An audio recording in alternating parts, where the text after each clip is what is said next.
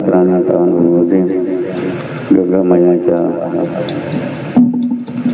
तटंग परम जगद्गुरु जनार्दन महाराज परम बाबाजीच्या कृपाशीर्वादाने वार्षिक सोहळा, ज्या सोहळ्याचं नाव काय, राष्ट्र निर्माण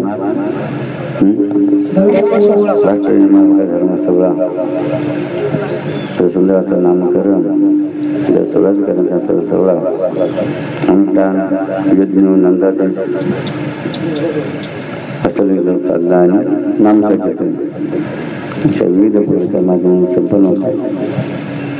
असं संपन्न असताना या सोहळ्यामध्ये सहभागी झाले तर काही 19 तारखेला, काही 20 तारखेला,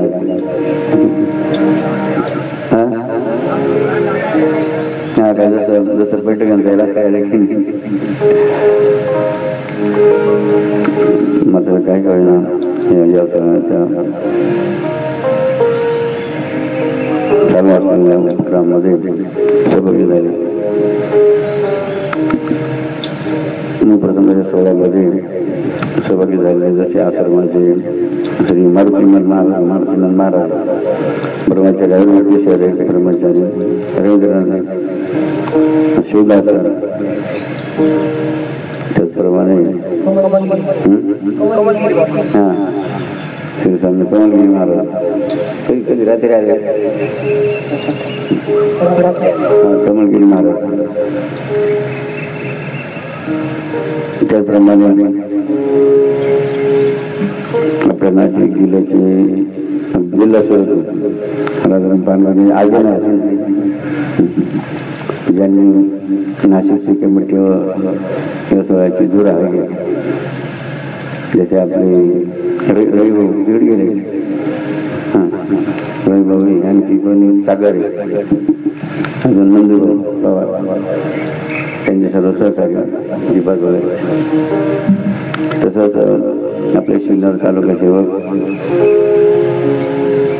श्री केशवजी जाधव, जे आपल्या अनुष्ठानाचं नियोजन या ठिकाणी सुंदर रीतीने करीत आहे. तसंच बाळासाहेब शेजर, जे काल उपस्थित झाले आणि ज्यांनी नामसंकीर्तन हस्तलिखित साधना, त्याप्रमाणे तिथं नंदाजी वरती मेन गेट नंदाजी असं नियोजन लागलं गेलं. त्याप्रमाणे इकडं कुठ्याला नंदाजी आपले विश्वनाथ लिखले गेले. त्याप्रमाणे पारवाचे म्हणजे पाटील रवी पाटील, ज्यांनी जनरल मंडळाची सुंदर असं आल्या सर्व त्यांना प्रसाद व्यवस्था म्हणून सुंदर नियोजन करून प्रत्येकाला प्रसाद कसा मिळेल असा प्रयत्न मला त्यांचा आहे. अशा रीतीने अनेक प्रकारच्या नियोजनाच्या माध्यमातून प्रत्येकाची अडचण दूर होती.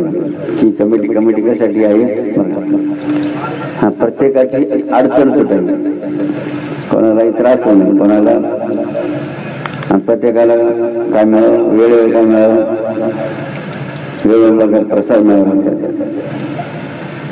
आणि शिस्तीत आणि शांततेने हा सोहळा संपन्न प्रत्येकाला लाभ व्हावा, या अनुदानाचा लाभ व्हावा, कोणाला नामजपाचा लाभ व्हावा, कोणाला चॅनलचा लाभ, कोणत्या माध्यमातून लाभ. कारण सर्व इथं काय लाभ कशासाठी आलेले, काहीतरी घेऊन जाण्यासाठी आले, काहीतरी मिळवण्यासाठी. सर्वांना काय मिळावं, बाकी कोणी काही प्राप्त करू. मात्र आपल्या सर्वांना काय प्राप्त करायचंय, पुण्य केलं.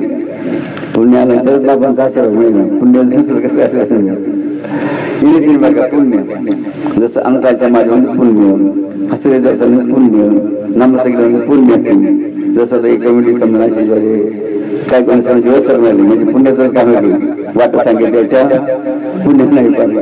प्रत्येकाला तसं नियोजन व्यवस्था करतील असा प्रयत्न करण्याचा पुण्य. मंडळामध्ये सेवा पुण्य प्रत्येक जीव त्या ठिकाणी अनुसरण असलेले पुण्य अशा प्रत्येक जरी या ठिकाणी उपक्रम सगळे झाले तर प्रत्येक जण कोणतरी मोठं पुण्य प्राप्त फरक एवढाच आहे. पुण्यामध्ये फरक आहे. जसं भाज्या नाव भाजी मग काही भाजी वांग्याची घातली, काही बरड्याची घातली, काही कांद्याची घातली, कोबीची घातली, भाजी तिचं नाव भाजी मात्र त्याची फरक त्याप्रमाणे सर्व पुण्याचे घातले मात्र त्याच्यामध्ये थोडाफार फरक आहे. आणि अशा जे सहभागी झाले जसं कर्णदयाचे अनेक मात्र आमच्या बघा वेरूळच्या आमच्या बघा देवकाबाई झाले. अशा ज्या ज्या माता भगिनी जसं आमच्या कमळकरच्या अनुष्ठानामध्ये सहभागी होते त्याप्रमाणे अशा ज्या अनेक माता भगिनी यामध्ये सहभागी झाले अशा सर्व माता भगिनी टाळ्याला आपण आम्ही धन्यवाद देतो.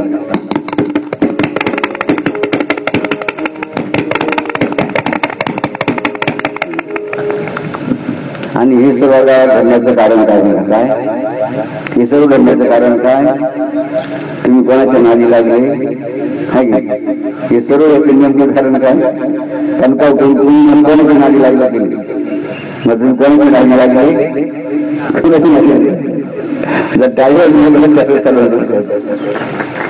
कारण मनुष्याने कोणाच्या नादी लागावर केली असा महत्वाचा विषय.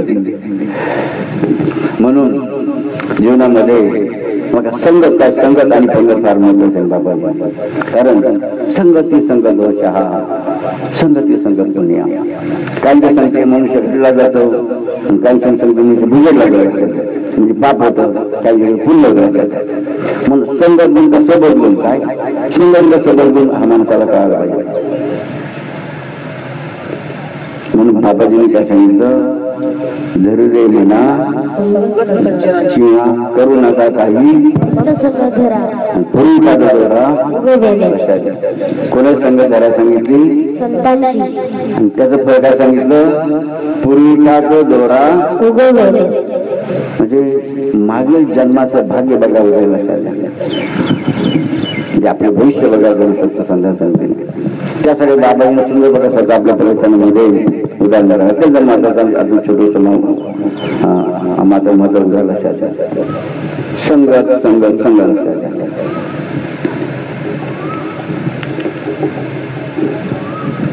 तर बाबाजीने त्यांना बघा संस्थांना सांगितलं काय करायला सांगितलं म्हणे परिचय पडला नदी पुरा आला आणि भुजून द्यायला आता सांगितलं. पर्जन्यामध्ये खूप पाऊस पडला आणि पाऊस पडल्यामुळे नदी नाल्यांना पूर आला आणि त्या पुरामध्ये कोण वाद चालला पर्जन्य पडला नदी पूर आला भुजंगाच्या लाटांसंगे त्या लाटामध्ये कोण वाद चालला भुजंग नागराचा वाद चालला. छोटं समजायचं महत्वाचं उदाहरण बघा बाबाजींनी एक भुजंग महापुरामध्ये लाटामध्ये वाहत चालले थंडीने काकडला ज्याचा प्राण जाऊ का करायचा असा भुजंग वाहत जात असताना हे कोणी बघितलं एका राजहंसाने बघितलं. एका राजहंसाने काय बघितलं की भुजंग महापुरामध्ये वाहत चाललेला आहे तो थंडीने काकडला त्याचा प्राण जाऊ पाहत आहे. मग दया आली कोणा दया आली राजहंसाला दया आली. दया आल्यानंतर त्या राजहंसाने काय उड्डाण केलं उड्डाण म्हणजे झेप घेतली जातात आणि झेप घेऊन त्या राजहंसाने काय केलं वाहत चाललेल्या महापुरातल्या भुजंगाला चोचीमध्ये पकडलं. लक्षात घ्या आणि पकडलं तुला आम्ही ठेवलं जमिनीवर भुजंग राजा कुठे आलेला आहे महापुरातून जमिनीवर आलेला तरी थंडीने काकडले होते. आणि म्हणून पुन्हा दया आली त्या राजहंसाने काय केलं आपल्या पंथाने काय घेतलं जशी माता काय करते आपल्या मुलाला काय गेली बघले बघले कडे त्याप्रमाणे बघा त्या राजहंसाने काय केलं आपल्या पंथाने बघा त्या कोणाला घेतलं कोणाला घेतलं भुजंगाची अवस्था काय होती काकडला त्याचा प्राण बसला. मात्र काय झालं पुढे ज्याला राजांचा आपल्या पंखा घालून घेतलं आणि पंखाची ऊब लागली, कोणाच्या भजनाला पंखाची ऊब लागली आणि ऊब लागल्यानंतर काय झालं, सावध होऊन आणि तात्काळ दंशिले त्या भुजंगाने काय केलं, ऊब लागल्यामुळे तो शुद्धीवर आला, सावध झाला आणि सावध होऊन त्यांनी काय केलं, बघा वेटाळ घातलं कोणाच्या राजांचा आणि काय केलं, दंश केला होता, दंश केला आणि दंश केल्यामुळे काय झालं, दंश केल्यामुळे काय झालं, कोणाला आपला प्राण गमावा लागला, लक्षात घ्या. कारण काय, अवित्राचा संघ पवित्र केला प्राणाची निघला एका दुष्ट जीवाची संगत एका पवित्र अशा राजहंसाने. परिणाम काय झाला, अवित्राचा संघ पवित्राने केला प्राणाशी निघला राजहंस. बघा दुष्टांच्या संख्येने काय होऊ शकतं. सुंदर उदाहरण बाबाजींनी या माध्यमाद्वारे माणसांना आता संघ धरताना अत्यंत विचार वळा करणं आवश्यक आहे. कोणाची संघ धरणी करण्याची नाही. करू नका काही नाही भागवतामध्ये महात्मा सांगितलं एक छोट आणि सोपं साधन 12 वाजल्यामध्ये महात्माला सांगितलं की भक्तांना कोणतं साधन केलं पाहिजे, ज्या साधनाने लोक जोड बघायला लागून पाहिजे. कोणतं साधन त्यासाठी करावं लागेल, त्यासाठी अध्याय नंबर किती 12 ग्रंथ कोणता आणि ओवी नंबर किती 45 म्हणजे 45 म्हणजे किती 405 काय 45 म्हणजे 445 ओवी नंबर किती अध्याय नंबर किती 12 अध्याय 12 अध्यायामध्ये 45 मध्ये आपण कशाचा उल्लेख केला की ज्यांना भगवंताची प्राप्ती किंवा ज्याला भेट म्हणतो ती लवकर म्हणजे असं लागत असेल तर कोणतं साधन करावे याचा उल्लेख बघायचं उत्तर माझा दिलं. अध्याय कितवा 12 कोणा सांगा अध्याय किती 12 ओवीवर किती 45 आणि ओवी सांगा काय म्हणते ओवीमध्ये सत्संगती वेगळे तात्काळ पाया माझे स्थान अनेक नाही साधन सत्य जंगल. मी कोणतं साधन सांगितलं सत्संगती तर संतांच्या संगतीशिवाय दुसरं साधनच नाही. कोणासाठी भक्तांसाठी मग कशाला तात्काळ पहा माझे स्थान. बघा भगवानच्याकडे लवकर पोहोचायचं असेल त्यांना कोणतं साधन करावं लागेल, कोणतं साधन करावं लागेल संत संगत काही साधन करावं लागेल तरच तो भगवंत तुम्ही माझ्याकडे येऊ शकतो असं बघा भगवंताच्या घेऊन. जसं आता तुम्हाला काशी द्यायचं वेगळी पुढे येते काय चालायचं मी बुकिंग वगैरे समजू शकलं नाही मग तुम्ही कोणतं तिकीट काढले तात्काळ तिकीट काढले तात्काळ तिकीट काढलं मिळू शकले. जसं तिथं काशीला यायचं असेल तात्काळ तिकीट काढावं लागतं तर आपण काशीमध्ये पोहोचू शकतो. त्याप्रमाणे काय म्हणलेलं आहे सत्संगती वगैरे गाण तात्काळ काय माझे स्थान अनेक नाही साधन सत्य जाणवं. जसं मी साधन सत्य विचारला शिवशोनाला उभवायला सांगितलं कोणतं सांगितलं संत संग राखायचं म्हणून करू नका काही माणसाने काय समजून राहिलं पाहिजे अशा रीतीने. बघा संत संस्कृती महत्व आणखी उदाहरण बघा शिवाचा शिवला का शिवला साधारण संत संगतीचं उदाहरण किती जीवनामध्ये या संदर्भातला आता आपल्या समोर शिवला आपलं मनोगत मांडले टाळून करायचं.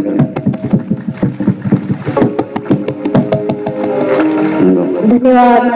सद्गुरूंच्या आदेशाने कोणाचे संगीत बसावं कोणाच्या संगतीत राहावं. शांती गुरुजी महाराज की जय, बजरंग बली की जय, काशी विश्वनाथ भगवान की जय, अन्नपूर्णा माता की जय, गंगा मैया की जय. धन्यवाद. की बाबांनी सांगितलं की संतांच्या संगतीचा महिमा सांगितला. 11 क्रमांक 45 की सत्संगती वेगवेगळ्या तात्काळ पाहावा माझे स्थान अनेक नाही साधन सत्य झालं धुवा. म्हणजे काय? संतांच्या संगतीचा महिमा काय? संतांच्या संगीत आपण जर राहिले तर काय होतो तो आपण पूजा करत आहे. काय बघितलं की सगळ्या जग त्याची पूजा करतो, तू आज कोणाची पूजा करत आहे? नारद मुनी पूजा झाल्यानंतर भगवान विष्णूंना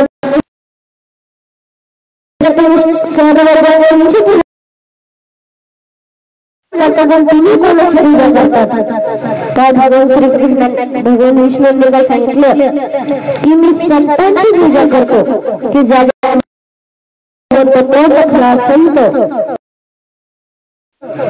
की याच्या मुखात मी भगवंताचं नाव असतं संगत घेतली पाहिजे. संतांच्या संगतीचा महिमा सांगायचा होता. विष्णू म्हणाला ठीक आहे तुम्हाला संतांच्या संगतीचा महिमा ऐकायचा काय करा आता ऐकला. श्रीकृष्ण म्हणाले ठीक आहे आता एका लिंबाच्या झाडावर पोपटापर्यंत झालाय तो पोपटाला घेऊन जाऊन विचारा की संतांच्या संगतीचा महिमा काय?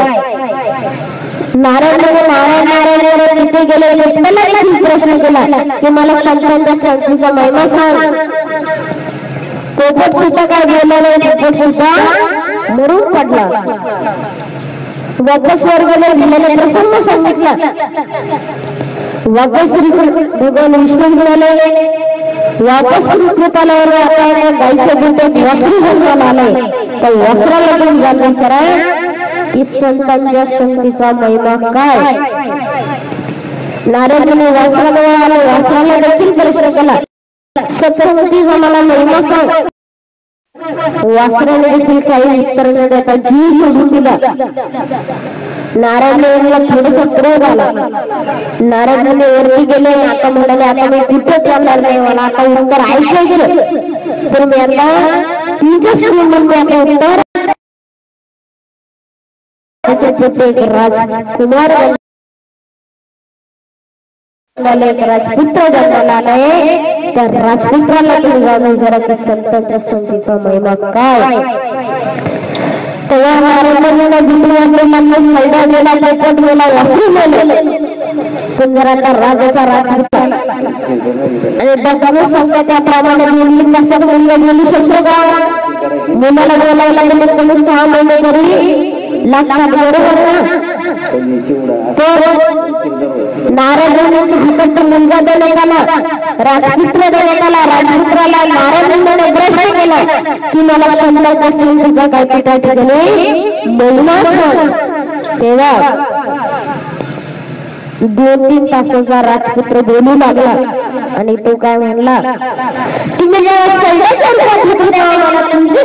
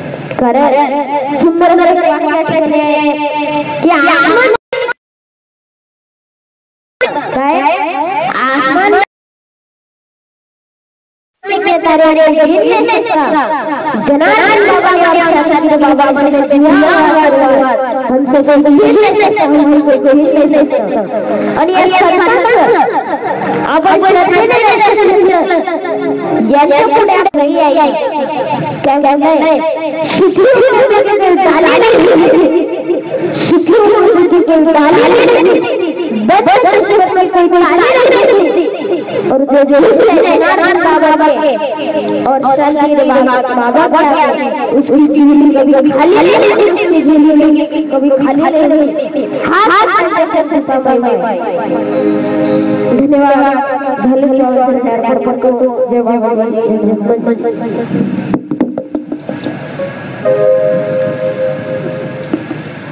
आता आपला संत समय मागे शेजारीच्या बालवंतातून ऐकलं काय गोष्टी मला संतांनी सांगताय जसं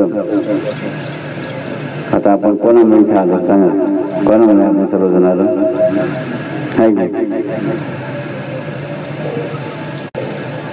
जसं मातीची सोने झाली माती सोने झाली माती सोने झाली आपल्या सर्वांना संतांच्या संगीताचा बाबांच्या या संगमा कळाला मग आपण सर्व काशीला वळायला काशीला वळायला कोणी ट्रेननी म्हणजे रेल्वेने आली कोणी आपल्या गाड्या बनवली मग येणे तिने प्रकारे आपण या काशीमध्ये उपयोगी झाला म्हणून काय वेळ शास्त्र सरांच्या श्रद्धेचं थोड्या गोष्टीचं लग्न झालं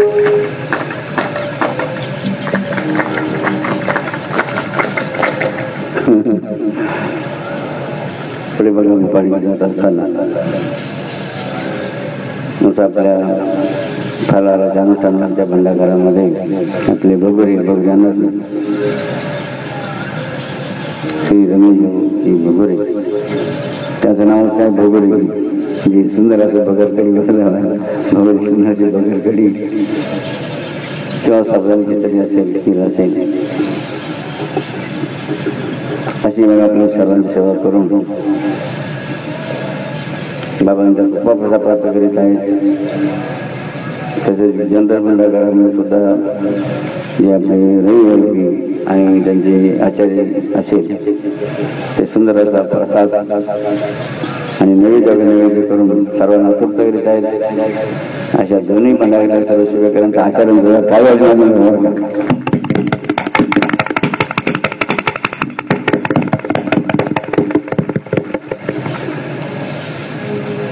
संतांचा महिमा संतांचा महिमा एवढा येतं बघा आता संत नाथमानी भागात तुम्ही काही गेलं संतांचा आपण ऐकला मात्र संतांच्या संगतीमध्ये जे राहतात काय संतांच्या संगती जे राहतात त्यांचा महिमा लक्षात केला कालनाथनाथच्या वेळीमध्ये इंद्रपद सदन बघा या प्राप्ती नाही भाग्य आजकाल इंद्राचं पद प्राप्त होणं म्हणजे थोर बघा भाग्य मानलं जातं की इंद्रपद ब्रह्मसदन या प्राप्तीना भाग्य घेणं मग पुढचा मुद्दा लक्षात घ्यायचं महत्वाचं आहे नाथमाता वर्णन करतात तेही सत्संगामध्ये निघून जाण म्हणजे हे इंद्रपद इंद्रपद म्हणजे संतांचा नव्हे तर संतांच्या संगतीचा जमून सेवा त्याचा एक कुटी होता एक कुठे सुद्धा भाग होता एक कुठे सुद्धा भाग नाही याला भागा करणंच नाही संतांच्या संख्या असल्या माणसाला संत संतांचा महिमा एवढा वर्णन केला आहे नाथमातामध्ये जर संतांचा किती महिमा असेल ही कल्पना केली न केली पाहिजे आणि म्हणून आपण सर्वजण बाबा सारख्या संतांच्या संगतीमध्ये राहून आपल्या जीवाचं काय आपल्या जीव सार्थक अर्थ करण्याकरिता याचं कारण काय तुम्ही सर्वांनी आपलं डोकं पुढे झुकवलं पुढे झुकवलं हमने अपना सर झुका दिया गुरुदेव तुम्हारे अपना सिर झुका दिया गुरुदेव तुम्हारे चरणों में गुरुदेव आपके चरणों में बाबाजी आपके चरणों में तुम्हारे चरणों में हमने अपना सिर झुका दिया गुरुदेव तुम्हारी चरणों में। आपण सर्वांनी आपलं मस्तक शीर का झुका दिया है बाबा जी के क्यों झुका दिया है? हम में तुम में यही अंतर है, हम नर है तुम नारायण हो। हमें तुम में यही अंतर है, हम नर है तुम नारायण हो। हम नर है तुम नारायण हो। हमने अपना सिर झुका दिया गुरुदेव तुम्हारे चरणों में। गुरुदेव आणि सामान्य जीव यात काय फरक आहे? तुम्ही सर्व कशाने बांधलेले? हम है संसार के हाथों में, संसार तुम्हारे हाथों में। हमें संसार के हाथों में, संसार बाबा जी के हाथों में। संसार बाबा जी के हाथों में। हमने अपना सिर झुका दिया गुरुदेव तुम्हारे चरणों में। तुम्ही कशाने बांधलेले? संसार कशाने बांधलेले? तुम्हाला म्हणलं ना आता इथंच राहायचं, तुम्ही राहू शकता का? कोण कोण राहू शकतो? उभे राहतो परत आपण कोणच सांभाळते पाहून. मी आता काशीला जाणारच नाही, वैता गेलो नाही. ऐकून असं महिला पुरुष कोणी आहे का? कोणीच नाही का?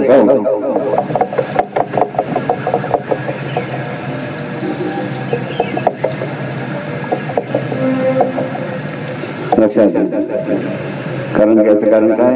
बघा तुम्ही सर्वजण कशाने बांधलेले आहे म्हणून संसार तुम्हाला काय करतो? ओढीत राहिलं. बघा बांधे असं ओढीत राहिला संसार. त्याप्रमाणे पुढे आणखी सुंदर बघा, तुम्ही संसारी जीव दररोज कशासाठी जगता होतो? सुख शांतीसाठी.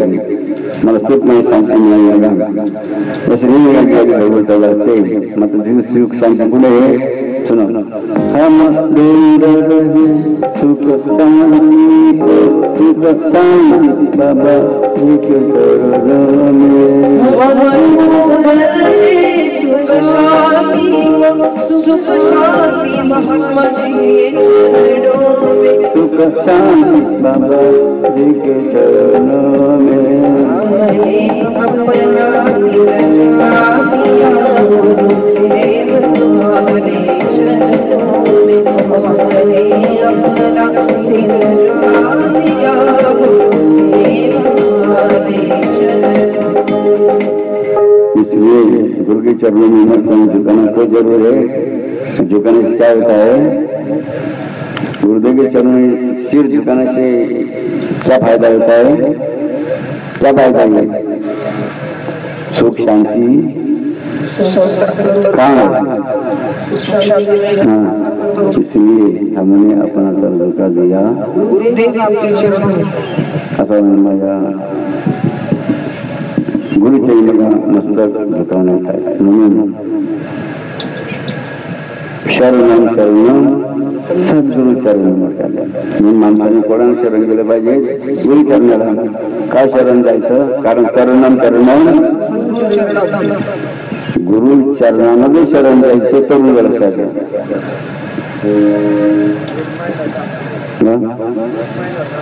हा. हे काही माणसं पण थांबणार नाही. बाबाने ध्यान का किसमें किस लोग भाग्यवान कौन बनेगा? भाग्यवान माता भगिनी भाई लगता। कारण उनको क्या करना है? अपना जिंदगी का क्या करना है? कल्याण करना। जिंदगी का आखिरी कैसा बनाना है? गोड गोड यासाठी गेला शेवटचा दिन आपलं बघा जीवन गोड बनायचं शेवट. म्हणजे अनेकांना बुद्धी लक्षात ठेवा. कारण आपण समजा भक्ती मार्गात द्या, भक्ती मार्गामध्ये असल्यामुळे निश्चित काय विचार अनेक माझे विचार का माणसाने येत असतात. आचार्य संगीचा महिमा आपण श्रवण केला. आपल्या ठरलेल्याप्रमाणे भस्मले कुणी प्रभात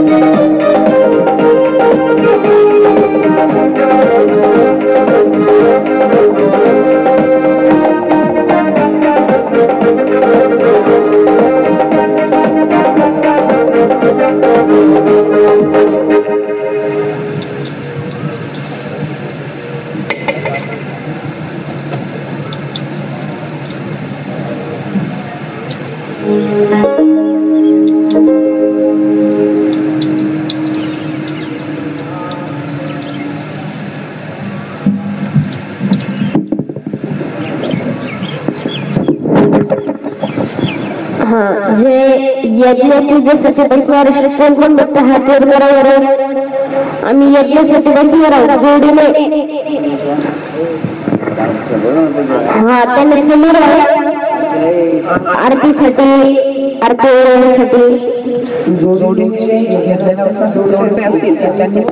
ओळखण्यासाठी